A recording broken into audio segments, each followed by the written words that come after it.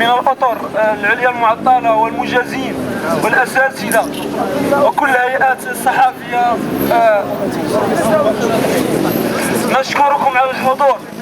نظرا لاعتقالنا الذي كان هو فقط لطمس ذكرى الشهيد زيدون، حاولوا اعتقالنا لننسى هذه الذكرى، لكن هذه الذكرى في قلوبنا دائما.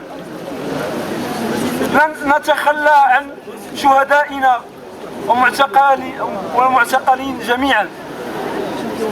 إن الاعتقال يزيدنا فقط إصرار على الدرب وعلى المواصلة للنيل لأخذ مطلبنا الشرعي الذي يكفله لنا الدستور.